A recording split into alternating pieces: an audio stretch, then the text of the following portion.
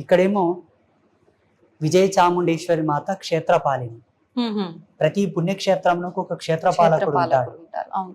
అంటే ఎక్కడైనా మనకు క్షేత్రపాలకులు అనంటే గ్రామ దేవతలే ఉంటారా, లేదంటే వాహనాలు అలా ఉంటాయంటారు కదా, భగవంతుడికి సంబంధించిన వాహనాలు అలా ఏం కాదా? లేదు, గ్రామ దేవతలని కాదు. మనకు శివుని ఆలయాలకు క్షేత్రపాలకుడిగా కాలభైరవ స్వామి, చండేశ్వరుడు, ఇకపోతే హనుమంతుడు కూడా ఉంటుంటాడు కొన్ని దేవాలయాల్లో. వైష్ణవాలయాలకు చాలా వరకు హనుమంతుడు, గరుత్మంతుడు, ఇంకా కొంతమంది ప్రసిద్ధాత్మకమైన దేవాలయాల్లో దేవుళ్ళు ఉంటారు. ఇక్కడ జగదంబకు క్షేత్రపాలనిగా విజయ చాముండేశ్వరి మాత ఇలాగే ఉండాలని అమ్మ చెప్పిన పద్ధతితోనే ఆమెను స్థాపన చేసి అలా పెట్టడం జరిగింది. అమ్మవారి ఆజ్ఞ ప్రకారమే విజయ చాముండేశ్వరి అమ్మవారి. ఇక్కడ మహారుద్రశూలం. ఇది అన్నిటికన్నా అద్భుతం అమ్మ. అసలు జన్మ పరిపూర్ణమై పావనం అవుటకు ఇది ఒక ముక్తి, ఒక ధర్మం. ఇది కూడా చాలా వైజ్ఞానికమైన మూలకాలతో నిర్మాణమైనది. సైంటిఫికల్ ఇన్స్ట్రుమెంట్స్ చాలా ఉన్నాయి. సప్తధాతువులతో 7 రకముల లోహములను కరగబోసి ఒక పుణ్య గడియలందు వీటిని నిర్మాణం చేయించి మంచి సలగ్నం నందే వీటిని ప్రతిష్ఠ చేసి, అది కూడా శ్రీకూర్మం పైన, అంటే తాబేలు పైన, శ్రీకూర్మం పైన మధ్యలోనే దీని ఒక నిర్దిష్టమైన ప్రామాణిక సూత్రాన్ని అనుసరించి స్థాపన చేయడం. అమ్మవారి యొక్క వీపున ఉంటుంది, ముగ్గురమ్మల యొక్క ముందల ఉంటుంది. ముగ్గురమ్మలకు సముఖంగా ఇక్కడ ఫోటోలు ఇవన్నీ ఏంటి? ఎవరికి ఏ సమస్య వచ్చినా, ఏ కష్టం వచ్చినా వాళ్ళ ఫోటో ఇక్కడ పెట్టి అమ్మవారికి నమస్కారం చేసుకొని గోపేడతో చేసిన దీపాలు వెలిగించి పసుపు బండారు చల్లుతూ ప్రదక్షిణ చేసి సాష్టాంగ నమస్కారం చెప్పి వెళ్తే ఒక మాసకాలం అమ్మ పాదాల దగ్గర ఈ ఫోటోలు ఉంటాయి. ప్రతిరోజు అర్ధరాత్రి 12 గంటలకు జగదంబలు వచ్చి వారిని చూసి వెళ్తారు. వాళ్ళ కష్టాలు తీరుతాయి. అమ్మవారి సాక్షాత్తు వచ్చి చూసి వెళ్తారు. అమ్మవారి గాలి తగిలిన వాళ్ళు పావనం అవుతారు కదమ్మా. ఇక్కడ రోజు పవిత్రమైన అర్చనలు, హోమాలు జరుగుతూ ఉంటాయి. మాలాంటి యతులు, సాధువులు తిరిగే ప్రదేశం. ఇక్కడ గోసేవ చాలా విశేషంగా జరుగుతూ ఉంటుంది. వాళ్ళు ఎట్లా బాగారు చెప్పండి. ఒకవేళ వాళ్ళ జన్మలో పెద్ద పాపాలు, పెద్ద కర్మలు ఉంటే ఒక దినం లేట్ అవ్వచ్చేమో, కానీ ముక్తిని పొందట తథ్యం. అంటే వ్యక్తిగతంగా ఎవరికి వారికి ఇబ్బంది ఉన్న వాళ్ళ ఫోటోలైనా, బిజినెస్ పరంగా అలాంటివి ఏమన్నా ఉన్నా కూడా, ఆరోగ్య సమస్యలు, ఆర్థిక సమస్యలు, వీసా ప్రాసెసింగ్ లో ఏమైనా ఇబ్బంది ఉన్నా, కళ్యాణ సమస్యలు ఉన్నా, సంతాన సాఫల్యతకు సంబంధించింది ఉన్నా, కోర్టు కేసులున్నా, ఆస్తి తగాదాలున్నా, అన్ని మానవాళికి సంబంధించిన అన్ని సమస్యలకు పరిష్కారం.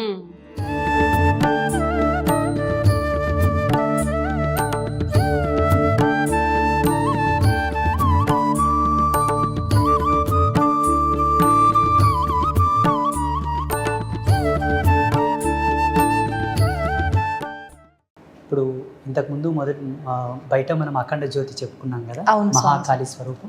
ఇక్కడ 9 అఖండ జ్యోతులు ఉంటాయి. అక్కడ ఒక అఖండ జ్యోతి, ఇక్కడ 9, మొత్తం 10 దశమహావిద్యలు లైవ్ లో ఉంటారు. ఇక్కడ ఒక విగ్రహం రూపంలో లేకపోతే ఒక యంత్ర రూపంలో కాకుండా లైవ్ లో వాళ్ళు వెలుగుతూ లోకానికి వెలుగునిస్తున్నారు. ఇక్కడ నుంచి అంటే ఒకే ప్రమిదలో మనం 9 దీపాలు వెలిగించాలి స్వామిజీ. ఒకవేళ ఆ ఒత్తి చిన్నగా దగ్గరికి అయిపోతూ ఉంటే పక్కన ఇంకొక ఒత్తి, 3 వెత్తులు కలిపి ఒక ఒత్తిగా చేసి పక్కన వెలిగించి ఈ ఒత్తిని లోపలికి వదిలేస్తూ ఉంటాం.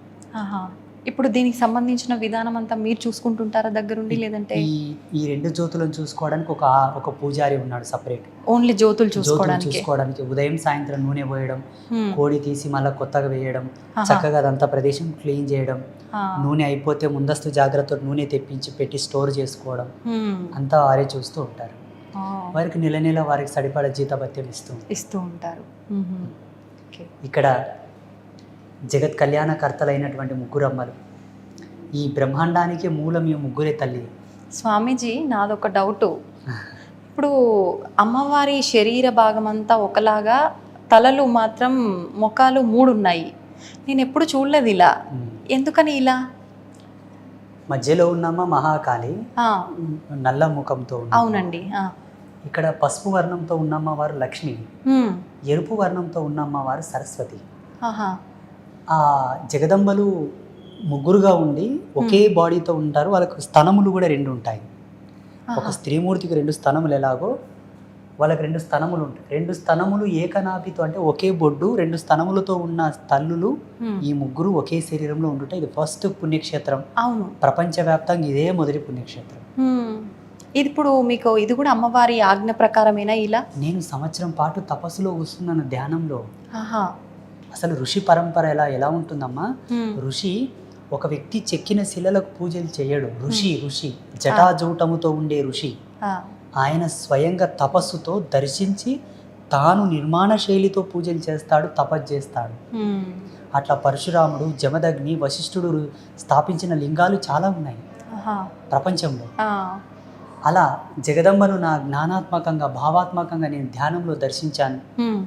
ఇలా 52 రకాల మన్నులు 52 రకాల మన్నులు 52 రకాల ప్లేసెస్ నుంచి తీసుకురావాలి. ఎక్కడెక్కడి నుంచి స్వామిజీ? మనకు 12 జ్యోతిర్లింగాల నుంచి తెచ్చాము, 18 శక్తిపీఠాల నుంచి తెచ్చాము, 7 జీవనదుల నుంచి తెచ్చాము, 3 రకాల పుట్టమన్నులు, 3 రకాల వర్ణములలో ఉండే నేలలలోని పుట్టమన్ను, గోవు ప్రసవించిన స్థలము మన్ను. అక్కడ విజయ చాముండేశ్వరి మాతకు ఏమో దక్షిణాభిముఖంగా ప్రయాణిస్తున్న నాగుపాము జాడల మన్ను, ఈ ముగ్గురమ్మలకేమో ఉత్తరాభిముఖంగా ప్రయాణిస్తున్న నాగుపాము జాడల మన్ను. అలాగే తులసి కోట దగ్గర మన్ను, కొన్ని సంవత్సరాల ఆయుష్తో ఉన్న మర్రి చెట్టు దగ్గర మన్ను, రావి చెట్టు దగ్గర మన్ను, ఆగమశాస్త్ర పండితుల వాకిలి మన్ను, నెమలి గుడ్లు పెట్టిన స్థలము మన్ను. ఇట్లా రకరకాలుగా 52 రకాల మన్నులను ఒకే ముహూర్తంలో తీసుకురావాలి. వామ్మో, ఎలా సాధ్యపడుతుంది ఇదంతా? జగదంబ తన దూతలను పంపించి తెప్పించింది, నేనైతే చేయలేదు. నేను నిమిత్త మాత్రుని, మానవుని. మీలో సామాజిక జ్ఞానం ఉంది, నాలో ఆధ్యాత్మిక జ్ఞానం ఉంది. అది నేను తపస్సు చేశాను కాబట్టి. The concept is very powerful and very different in the world. ఆధ్యాత్మిక వారసత్వ సంపదలోని ఇది ఒక విచిత్రం, నిజంగానే విచిత్రం. నేను అంటే ఇలా ఈ 52 రకాల మన్నులను ఒక చేత పోగు చేసి వాటన్నిటిని సప్తజీవ నది జలాలతో కలిపి అందులో గోపేడ పంచగవ్యములు వేసి వాటన్నిటిని మంచిగా లేపనం చేసి క్రమబద్ధీకరించి అమ్మవారిని స్థాపిస్తూ ఉంటే పీఠం కింద షడాధార ప్రతిష్ఠ ఉంటుంది. షడాధార ప్రతిష్ఠ అంటే అది ఒక ఆగమ శాస్త్ర పద్ధతిలో మనలో 6 చక్రాలు ఉంటాయి కదమ్మా. మన దేహం యొక్క నిర్మాణ శైలిని అనుసరించి షడాధార ప్రతిష్ఠ అంటే ఒక్కొక్క కుంభం, నపుంసక శిల మీద ఒక పద్మం మీద ఒక కుంభం, ఆ కుంభంలో కొన్ని యంత్రాలు, కొన్ని మణులు, మాణిక్యాలు, కొన్ని యంత్రాలు, అట్లా 7 కుంభముల మీద యోగనాళి మీద అమ్మవారు కూర్చొని ఉన్నది ఇప్పుడు. అట్లా అమ్మవారిని ఆ మట్టి చేత నిర్మాణం చేస్తూ ఉంటే 1 గంట 45 నిమిషాలు కనురెప్ప కొట్టకుండా అట్లా నిర్మాణం చేయాలి. కనురెప్ప కొట్టావా దైవత్వం వెళ్ళిపోతుంది. It's very depth signalisation system ఇది. ఇది ఒక విద్వత్తుతో కూడుకున్నటువంటి సిగ్నలైజేషన్ సిస్టమ్ ఇది. ఆ కనెక్షన్స్ ఉండాలని, ఇక్కడ దైవత్వం ఉండాలని. 1 గంట 45 నిమిషాలు అంటే ఒక ప్రామాణికమైన ముహూర్త సమయం, అది దైవ ముహూర్త సమయం. అది ఆ సమయం నందు ముగ్గురమ్మలు రెడీ చేశారు మొత్తం పుట్టమన్ని, అంత మన్నుతోటే టోటల్.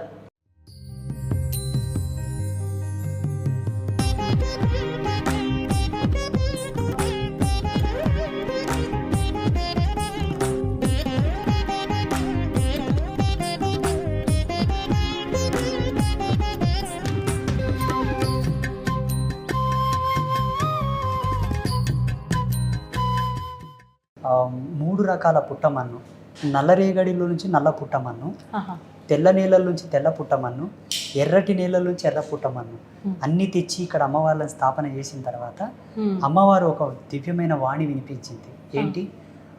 శుద్ధ స్ఫటిక శ్రీచక్రము 5 కిలోల శ్రీచక్రము కాశీ మహానగరం నుంచి తీసుకురండి అని చెప్పింది.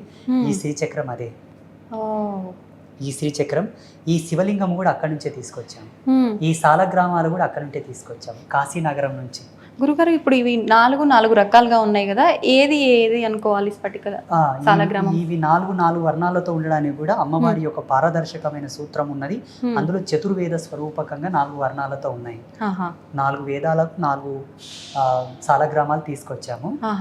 ఇంకపోతే ఈ జగదంబలు ముగ్గురు అమ్మవాళ్ళు, మహాకాళి, మహాలక్ష్మి, మహాసరస్వతి అమ్మవార్ల మీద పాము పడగలు ఉంటాయి. మనకు చూడండి, ఒక దేవత మీద పాము పడగ ఉందంటే అది కుండలిని స్వరూపం. అవ్యాజమైన, అచింత్యమైనటువంటి, సహజ సిద్ధమైన, ప్రాకృతిక కళలతో విరాజిల్లేటటువంటి ధర్మానికి, కుండలినికి ప్రతీక సర్పం అది. కానీ మన సనాతన ధర్మంలో సరస్వతి మాతకు సర్పం ఉన్నట్లు ఎక్కడా లేదు. లేదు. అవును. ఎందుకంటే ఆమెనే ఒక విఘ్న దేవత, ఒక విజ్ఞాన దేవత, ఆమెనే ఒక కుండలిని ప్రమోదం, ఆమెనే ఒక దార్శనికత. కానీ ఇక్కడ జగన్మాత సర్పాన్ని తన పైన ఉంచమని చెప్పింది, మేము ఉంచాము. ఇంకొక మిస్టరీ ఏంటంటే సరస్వతి మాత ఎప్పుడే కానీ శుక్లవర్ణంతో ఉంటుంది, తెల్లగా ఉంటుంది. ఇక్కడ ఎర్రగా ఉంది అమ్మవారు. అవును, ఎందుకనండి? ఆమె కోరింది. ఆమె కోరడం వల్ల ఆ వర్ణం ఆమెకి ఇచ్చారు, అమ్మవారి కోరిక మేరకే. ఇవి మత్స్య కుండలములు. అవును. మత్స్యం అంటే చేప. చేప పరిపూర్ణమైన విద్వత్తుకు, విజ్ఞానానికి, పూర్ణ సంపదకు, ఎదుగుదలకు ఆ జగదంబ యొక్క అలంకార భూషణములు ఉండటమే కాక వచ్చే భక్తులు ఈ మత్స్యముల దర్శనం చేసుకుంటే కూడా వాళ్ళకి ఆ సంపద, జ్ఞానము, ఆ పుణ్యం, పురుషార్థం సిద్ధిస్తాయని ముగ్గురమ్మలు కాబట్టి 6 మత్స్య కుండలములు పెట్టారు. మరి ఆ మంగళసూత్రాలు 6. ఈ మంగళసూత్రములు కూడా ఒక్కొక్క తల్లికి 2 చొప్పున 6 మంగళసూత్రములు, ముగ్గురమ్మలకు 3 రొంట్ల 6 మంగళసూత్రములు. హైదరాబాద్ మహానగర వాస్తవ్యులైనటువంటి భారతి మేడం గారు ఆ మంగళసూత్రాలు చేయించారు. గురుగారు, ఇవన్నీ బంగారు ఆభరణాలు కదా, అంటే ఎప్పుడు ఇలానే ఉంటుంటాయా ప్రతి నిత్యము? మరి ఇప్పుడు మనకు దారిన నడుచుకుంటూ పోయే వాళ్ళకే భద్రత లేదు, ఇంట్లో లాకర్లలో పెట్టిన భద్రత లేదు, అమ్మవారి ఆలయాల పైన కూడా దోపిడీలు జరిగాయి. మరి అమ్మవారి నగల విషయంలో ఇది ఒక అద్భుతము, మా అదృష్టము. వాస్తవం చెప్పాలంటే 2011వ సంవత్సరం నుంచి ఇప్పటి వరకు గర్భాలయానికి తాళం వేయలేదు, వేయకూడదని చెప్పింది ఆమె. వేయకూడదు అని చెప్పింది, మేమైతే తాళం వేయలేదు. వాస్తవంగా ఈ ఆభూషణములన్నీ కూడా సువర్ణముతో చేయించినవే. మేలిమి జాతి బంగారాన్ని సువర్ణం అంటారు. సువర్ణము అంటే కల్తీ లేకుండా 24 క్యారెట్ గోల్డ్ తో చేయించినవే. ఎవరైనా భక్తులు వచ్చి గురూజీ మేము ఏమైనా సేవ చేసుకుంటామంటే ఈ పలానా ఆభూషణం తెచ్చి నాన్న అంటే తెచ్చిచ్చారు, మేము అమ్మకు తొడిగాము. అన్ని దాతలు ఇచ్చినవే. ఆభరణం తొడిగేటప్పుడు వాళ్ళ గోత్రనామాలు స్మరిస్తాం. ఓకే గురుగారు, అక్కడ ఉన్నవారెవరు? అమ్మవారి యొక్క ఉత్సవమూర్తి. ఈ ముగ్గురమ్మల యొక్క ప్రాణశక్తి అనుకోండి. ఏమన్నా పల్లకి సేవ చేసినా, రథోత్సవం చేసినా, శయనోత్సవం చేసినా, అమ్మవారిని ఊంజాల్ సేవ చేసినా ఆ ఉత్సవమూర్తితో చేస్తారు.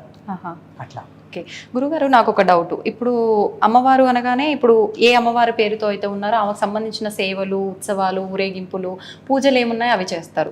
మరి ఇక్కడ చూస్తే అంటే శరీరం అంతా ఒకటైనా ముగ్గురు రూపాలు కనిపిస్తున్నారు కదా, ఎటువంటి పూజలు జరుగుతుంటాయి? ప్రత్యేకమైన పూజలు ఏమైనా జరుగుతుంటాయా? ముగ్గురమ్మల సంయుక్తమైనటువంటి సాధన ఒకటి ఉంటుంది. ఆ ముగ్గురమ్మలు ఎక్కడ కలుస్తారో ఆ మంత్ర రాజ్యం చేత అమ్మవారికి పూజలు చేస్తూ ఉంటారు. అది చండీ నవారణ మంత్రం అంటారు. ఆ నవారణ మంత్రంలోని ముగ్గురు ఉంటారు. అలాగే జగదంబ యొక్క అనుష్ఠాన విధి ఒకటి ఉంటుంది. అదే అనుష్ఠాన విధితో ఇక్కడ అర్చనలు, హోమాదులు జరుగుతూ ఉంటాయి. ఆలయంలో గర్భగుడిలోకి వచ్చినాక ప్రత్యేకించి ఎటు చూసినా కూడా అద్దాలు, అంటే మొత్తం ఒక 6 అద్దాలు అయితే కనిపిస్తున్నాయి. ఎందుకని ఇలా పెట్టారు? అంటే ఈ అద్దాలంటే కేవలము మన శాస్త్రీయమైనటువంటి ధర్మాన్ని అనుసరించి పెట్టడం జరిగింది.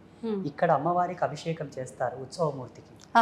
ఇక్కడ ఇది అభిషేక ప్రదేశము కాన అమ్మవారిని అద్దంలో చూపిస్తూ అభిషేకం చేస్తాము. తన బింబాకృతిని తానే చూస్తూ తను స్నానం ఆచరిస్తున్నట్టుగా, తనను తాను చూస్తూ తనకి యొక్క ఉపచారములను, కైంకర్యములను స్వీకరిస్తున్నట్టుగా ఇప్పుడు చూడండి, మనం ఎన్నో బింబాలుగా కనిపిస్తున్నాం. అవునండి, అలా పోతనే ఉంది మన బింబాకృతి. అట్లా ఉభయ ధర్మాలను ఆమెకు వ్యక్తీకరిస్తూ ఉపచారము చేస్తున్నట్టుగా ఇక్కడ పెట్టి ఇది అభిషేక ప్రదేశము, అక్కడనేమో అమ్మవారికి అలంకార ప్రదేశము, ఆ వెనకాలనేమో అమ్మవారికి కొన్ని మంత్రాంగ, తంత్రాంగ, విజ్ఞాన స్తోత్రాలు వినిపించే ప్రదేశము, ఇక్కడనేమో అమ్మవారికి శయన ప్రదేశం.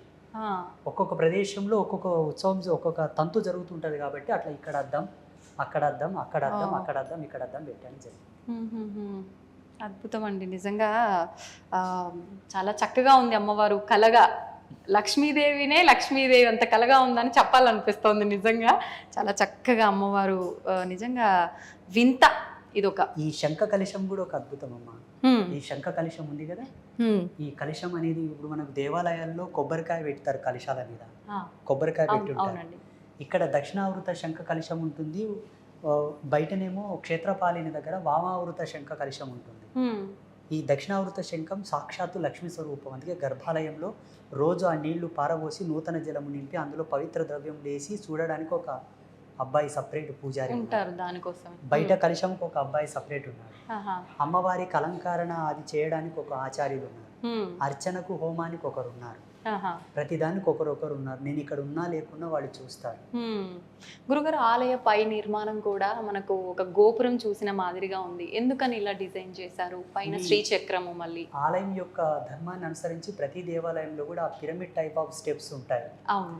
దేవాలయంలో ఉచ్చరించే మంత్రాల యొక్క చాంటింగ్, ఆ వైబ్రేషన్స్ కూడా ఒక విధమైన పారదర్శక సూత్రాన్ని అవలంబింపజేసుకొని ఆలయం అంతా ప్రసరించడానికి ఒక డ్రోమ్ పైన ఒక శ్రీచక్రాన్ని అమర్చారు. అవునండి. ఆ శ్రీచక్రం ఏంటంటే కింద ఇక్కడ మనకి ఇక్కడ కనబడుతుంది నేలలో.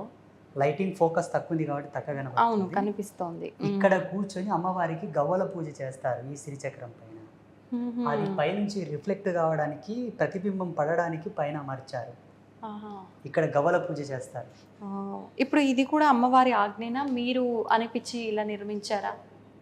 నా మతిలోకి ఒక ఆలోచన వస్తుంది అంటే ఆ తల్లి యొక్క సిగ్నలే. ఆమెనే తెప్పిస్తుంది, ఒరే మూర్ఖుడా ఇది చేయరా అని నాకు చెప్తుంది, చేస్తాం.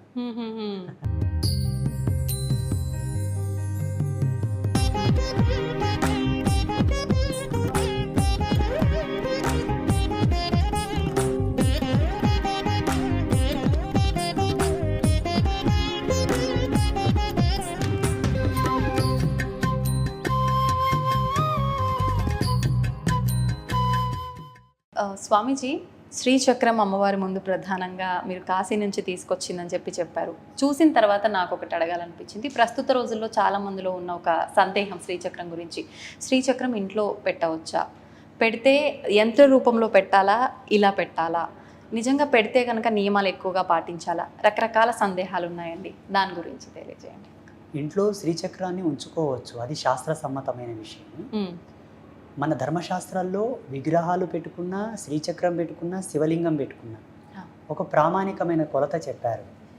యజమాని వేళ్ళు ఇక్కడ నుంచి ఇక్కడ వరకు ఏ సైజు ఉన్నాయో ఆ సైజు మాత్రం పెట్టుకోవాలి. యజమాని 5 వేళ్లలో ఏ సైజు వేలుకున్న ప్రామాణికతను అనుసరించి లింగాలు కానీ, శ్రీచక్రములు కానీ, దేవతా విగ్రహములు కానీ పెట్టుకొనవచ్చు. మరి ఇప్పుడు 5 అన్నారు కదా, 5 వేలు అంటే ప్రత్యేకించి మీ యొక్క స్తోమతిని అనుసరించి అన్ని వేళలు ఏ ఒక వేలి సైజుతోనైనా పెట్టుకోవచ్చు. పాయింట్ ఏంటంటే దేవతా విగ్రహాలు లోపల ఓళ్ళుండి బొళ్ళున్న విగ్రహాలు పెట్టుకోవద్దు. గట్టిగా ఫిల్ అంటే మొత్తం నిండుగా ఉన్న విగ్రహాలు పెట్టుకోండి, అది శాస్త్ర మర్యాద. శ్రీచక్రం కూడా లోపల మొత్తం ఓళ్ళు ఉంటుంది, బయట నుంచే పిరమిడ్ లాగా ఉంటుంది, లోపల ఓళ్ళు ఉంటుంది. అటువంటి శ్రీచక్రం పెట్టుకొనవద్దు. రెండవది, స్ఫటిక శ్రీలింగమునకు, స్ఫటిక స్త్రీ యంత్రమునకు గృహస్థులు పూజ చేయకూడదు. అవి యతులు, సన్యాసులు, తాపసులు చేసేటటువంటి శ్రీచక్రములు, శివలింగములు. గృహస్థులు లోహ శ్రీచక్రములను, లోహపు శివలింగములను, అలాగే పాలరాయి శ్రీచక్రము, పాలరాయి శివలింగమును పూజించుకొనవచ్చు. వెండి కానీ, బంగారు కానీ, లేకపోతే నల్లరాతి శివలింగం, నల్లరాతి శ్రీచక్రమును పూజించుకోవచ్చు. ఇది ఆమోదం, లిస్ట్లో పెట్టుకోండి. ఇంకొక విషయం ఏంటంటే నీళ్లు లేని శివలింగం ఇంట్లో ఉండకూడదు. నీళ్లు లేని శివలింగం ఉండకూడదు, కుంకుమ లేని శ్రీచక్రం ఉండకూడదు. చిన్నపాటి శ్రీచక్రం ఉన్నా కుంకుమతో నిండి ఉండాలి, అది ప్రసన్నత. చిన్నపాటి శివలింగం ఉన్నా పైన నీళ్ళ డ్రాప్ పడుతూ ఉండాలి. ఒకవేళ నీళ్ళ డ్రాప్ పడేటటువంటి యోగ్యత లేకపోయినా బిల్వదళం అన్నా అక్కడ ఉంచాలి. బిల్వదళం ఉంచడానికి యోగ్యత లేకపోయినా అంత భస్మం అన్న శివలింగం మీద ఉంచాలి. భస్మం గోపేడతో చేసిన గోపేడతో చేసిన బూడిదన ఉంచాలి. మంచి సుగంధభరితమైనటువంటి ప్యూర్ భస్మాన్న ఉంచాలి. అది భస్మం లేక, నీళ్లు లేక శివలింగం ఉండకూడదు, కుంకుమ లేక, పసుపు లేక శ్రీచక్రం ఉండకూడదు. శ్రీచక్రం వేయొచ్చు, శ్రీచక్రం మీద పసుపు కూడా వేయొచ్చు. అందరూ పూజించుకొనవచ్చు, అందరూ పుణ్యభాజనులై విరాజిల్లవచ్చు. శాస్త్రం ఎక్కడ కూడా ఎవరికి ఏ ఆంక్షలు పెట్టలేదు. ఈ మిడిమిడి జ్ఞానంతో కూడుకున్న పండితులు, ఈ పండిత శిఖామణులందరూ కూడా జనాలను భయభ్రాంతులకు గురి చేసి ఆధ్యాత్మిక వారసత్వం నుంచి దూరం చేయడానికి చేసినటువంటిది ఇదంతా. అలాగే రాగిరేకు శ్రీచక్రం కూడా పటము ఉంచుకొనవచ్చు. బీజమంత్రాలు లేని శ్రీచక్రం ఉంచుకోవలే. అందులో మంత్రయుక్తమైన శ్రీచక్రములు ఇళ్లలో ఉంచుకోవద్దు, ఎందుకంటే అంతటి శుచిశుభ్రతలతో మడి పద్ధతితో మీరు ఉండరు కాబట్టి. అందుకు సంపుటీకరణతో కూడుకున్న నవావరణ పూజ, సంపుటీకరణతో కూడుకున్నటువంటి పూర్ణ పూజ శ్రీచక్రమునకు మీరు చేయరు కాబట్టి అనుష్ఠాన విధిని అనుసరించి నార్మల్ శ్రీచక్రములు దొరుకుతాయి. అవి తెచ్చి యోగ్యులైన గురువులు అనగా శ్రీ విద్య సాధనలో ఉత్తీర్ణులైనటువంటి గురువుల చేతకు తీసుకెళ్ళి వాళ్ళ చేతికిచ్చి వాళ్ళు సంకల్పం చేసి ఇచ్చిన శ్రీచక్రములు తెచ్చి పూజలో ఉంచుకొనవచ్చు. మీరు స్వతంత్రంగా మార్కెట్లో దొరికిన శ్రీచక్రములు తెచ్చి పెట్టుకోకూడదు. ఇప్పుడు శ్రీచక్రం అనగానే ప్రతినిత్యము కుంకుమార్చన చేస్తూ ఉండాలా? ప్రత్యేకించి ఎటువంటి విధానం ఉంటుందంట? ఏం పర్వాలేదు, పౌర్ణానికో అమావాస్యకో నీళ్లతో పాలతో గంధముతో పసుపుతో కడగండి. చక్కగా మీకు వచ్చిన అష్టోత్తరాలతో శ్రీ సూక్తంతో ఖడ్గనామావళితో లలితా సహస్రనామంతో కుంకుమార్చన చేసుకోండి. ఒక కాన్సెప్ట్ పెట్టుకోండి, అమ్మా నాకు ఉద్యోగరీత్యా వీలు పడదు, వ్యాపార రీత్యా వీలు పడదు, నెలలో 2 సార్లు నిన్ను పూజించుకోగలను, అర్చించుకోగలను. అమ్మా నేను గృహస్థురాలను అనగా నేను హౌస్ వైఫ్, నాకు ఏ బాధ్యత లేవు, నా భర్త సంపాదిస్తున్నాను, ఇంటి పాటనే ఉన్నాను కాబట్టి మంగళవారం శుక్రవారం నేను పూజించుకోగలను. లేదు అమ్మా ఇంకా నేను ఫ్రీగా ఉన్నాను, రోజు పూజించుకోగలను. మన యోగ్యత. అమ్మ ఏం చేయదు తే అని అడగదు, మన వీలుని బట్టి. ఒక యోగ్యుడైన గురువు చేత గనక మనం శ్రీచక్రాన్ని పొందితే ఆ యోగ్యుడి చేత మనం అధికారం ప్రామాణికతను ప్రమాణాన్ని తీసుకొని ఉంటాము. కాబట్టి ఆ యోగ్యుడు ఇక్కడ శ్రీచక్రానికి అర్చన చేస్తూ ఉంటే నీ ఇంట్లో శ్రీచక్రానికి అర్చన జరిగినట్టే లెక్క. నువ్వు చేయకపోయినా ఆ శ్రీచక్రంలో ఎనర్జీ యాక్టివేట్ అవుతూ ఉంటుంది. నీకు ఆ భయం అక్కర్లేదు. ఒకవేళ స్వతంత్రంగా శ్రీచక్రం కొనుక్కొని పెట్టుకుంటివా, కర్త కర్మ క్రియ నువ్వే కావాల్సి ఉంటుంది. ఇంకొకటి, ఆచార్యులు ఎవరైనా సద్బ్రాహ్మణుల చేత పూజలు పునస్కారాలు చేసి ప్రాణ ప్రతిష్ఠ చేసి పెట్టుకోవచ్చా? అట్టి ఆచార్యులు కూడా అంత సత్యపరాయణులై శ్రీ విద్య సాధనలో మెలకువలు తెలిసిన వాళ్ళై ఉంటే, ఇప్పుడు పురోహిత వర్గం కూడా ఏమి శుద్ధి చేస్తున్నారమ్మా? విగ్రహాలకు కనీస శుద్ధి చేయట్లేదు, యంత్రాలకు వాళ్ళేం శుద్ధి చేస్తారు? చూసుకోవాలి. నేను అబ్జర్వ్ చేస్తున్నాను, చాలా మంది గుళ్ళు గోపురాలు కట్టేటప్పుడు ఆలయ ప్రతిష్టలు చేసే వీడియోలు లైవ్లో పెడుతున్నారు కదా, ఎలా తంతులు చేస్తున్నారు అని చూస్తూ ఉంటాను. జనాలకా సబ్జెక్టు తెలియదాయే, వీళ్ళేదో చేస్తుంటారు, వీళ్ళకి అర్థం కాదు కదా. అందుకే ప్రతి ఒక్క పర్సన్ స్పిరిచువల్గా డెవలప్ కావాలి, నాలెడ్జ్ పరంగా. ఆగమ శాస్త్రాలు చదవండి, ఉపోద్ఘాతమైన గ్రంథాలు చదవండి, కొన్ని ధర్మశాస్త్రాలు చదవండి, మీకు అర్థమవుతుంది ఆచార్యులు కరెక్ట్ చేస్తున్నారా లేదా. అప్పుడు ప్రశ్నించవచ్చు, ఏమయ్యా ఏం వేస్తున్నావు అక్కడ? ఒక చిన్న ట్రిక్ చెప్పాను, మీకు సమయం ఉంది కదా. దేవతా విగ్రహ ప్రతిష్ఠ చేసేటప్పుడు మీరు ఇంతకుముందు ఒక వీడియోలో అడిగారు, వాస్తవంగా దేవుని తంతే కూడా ఏం చేయడం స్వామి, దేవిని కుదిపేసి తీసేస్తే కూడా ఏం చేయడం స్వామి అంటే, వాస్తవంగా నెగిటివ్ కాన్సెప్ట్తో గనక దేవిని తాకాలనిపోతే ఆటోమేటిక్గా విగ్రహమూర్తిలో కరెంట్ జనరేట్ అయ్యి షాక్ కొట్టేది. సద్భావనతో, పరిమళత్వంతో, ప్రేమతో, భక్తితో వెళ్తే ఆ విగ్రహంలో ఎనర్జీస్ డౌన్ అయిపోయి మనల్ని ఏం చేసేవి కావు. అలా టెక్నికల్గా స్థాపన చేసేవాళ్ళు దేవతా విగ్రహాలు. అంతటి పవర్ రావాలంటే దేవతా విగ్రహం కింద ప్యూర్ నవరత్నాలు, ప్యూర్ సప్తధాతువులు, పరిపూర్ణమైన హస్తముల చేత లిఖింపబడినటువంటి యంత్రరాజ్యము, ఒక్కొక్క యంత్రమునకు 1,000,000 జపాలు ధారబోయాలి, పవిత్రమైన వనస్పతులు, ఇలా నిక్షిప్తం చేయబడినదే దేవత ప్రతిష్ట. బయట విగ్రహాలు ఎట్లా స్థాపన చేస్తున్నారు ఆచార్యులు? 1,00,00,000 రూపాయలు పెట్టి గుడి కడతారు, ప్లాస్టిక్ నవరత్నాలు తెచ్చేస్తారు. అక్కడ ప్లాస్టిక్ పంచలోహాలు వేయకుండా ఏం చేస్తారంటే స్టెయిన్లెస్ స్టీల్ కాయిన్స్ పోస్తారు, కుంభాలు కుంభాలు గుమరిస్తారు. సత్య సనాతన ధర్మం చెప్పింది ఏంటంటే పూజలో ప్లాస్టిక్ వాడకూడదు, రబ్బర్ వాడకూడదు, స్టెయిన్లెస్ స్టీల్ సామాన్లు వాడకూడదు, ఐరన్ మెటల్ వాడకూడదు, ఇక్కడ రాతి వెండి పాత్రలు కూడా వాడకూడదు. దేవతల యొక్క పాత పద్మముల చెంత, దేవత మందిరం నందు దేవత యొక్క స్థానంలో దేవత యొక్క ఆభూషణంలో 3 లోహాలు చెప్పారు, బంగారు, వెండి, రాగి. అక్కడ ఆచమన పాత్రలు, జలపాత్రలు, హారతి పళ్ళెము, హారతి స్పూన్, కంచువి వాడవచ్చు, శ్రేష్టమైన కంచు ధాతువుతో చేసినవి. ఇవి ఆమోదం. ఇవి ఇంట్లో కూడా ఇవే వర్తిస్తాయి. ఇంట్లో కూడా పూజా మందిరంలో ఇవే ఉండాలి, ఇవి మినహా వేరే ఉండకూడదు. మీరు మీ పిచ్చి పిచ్చినంత తెచ్చి పూజలు చేస్తామంటే మీరు మొదట అడిగినట్టనే దేవతలు రిఫ్లెక్ట్ అవ్వరు. నువ్వు నెత్తి బాదుకొని కొయ్యో ముర్రో అన్న దేవతలు పలకరు. స్వామీజీ, ఇప్పుడు మీరు చెప్పినట్టు ఇక్కడ మీరు చెప్పిన లోహాలకు సంబంధించినవి మాత్రమే ఉన్నాయి, ఎక్కడ ప్లాస్టిక్ కానీ స్టీల్ కానీ కనిపించట్లేదు. ఒకటి మాత్రం నాకు కొంచెం ప్రత్యేకంగా కనిపిస్తుంది అలంకరణతో, అదేంటో తెలుసుకోవాలని. ఇది మారేడుకాయ యొక్క గుజ్జుతో అలంకారంగా చేసింది. హైటెక్ సిటీలో ఉంటారు మా తల్లి, చాలా భక్తి పరాయణురాలు, చాలా చాలా ఆ తల్లికి జన్మనిచ్చినటువంటి తల్లిదండ్రులకు ధన్యవాదాలు. ఎంత భక్తి అంటే అంత భక్తి.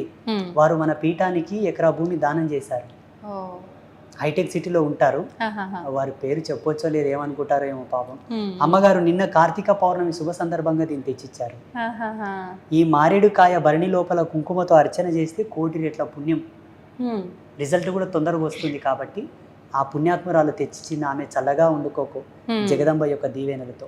ఇది మారేడు కాయతో చేసిన భరణి. ఆ, ఇలా మీ ఇళ్లలో కూడా ఉంచుకోవచ్చు. ఉంచుకోవచ్చు. జగదంబ పాదాల దగ్గర ఇటువంటి కుంకుమ భరణి ఉంచినా మ్మ్. మీకు సంపద్వృద్ధి, ఆహా. ఇష్టసిద్ధి. అంటే మామూలుగా నేను విన్నాను గురుగారు, మారేడుకాయ లోపల కొంచెం పైన తీసి లోపల గుజ్జు తీసేసి ఎండిన తర్వాత విభూది పోసి పెట్టుకొని ధారణ చేస్తే బాగుంటుంది అని చెప్పి. ఇప్పుడు ఇది మనం అభిషేకానికే కాకుండా మనం అలా స్టోర్ చేసుకొని మనం ధారణ చేసిన బాగుంటుంది. ఎటువంటి ఫలితం ఉంటుంది దానివల్ల? దీని లోపల భస్మాన్ని ఉంచి శివారాధన చేయవచ్చు, మ్మ్.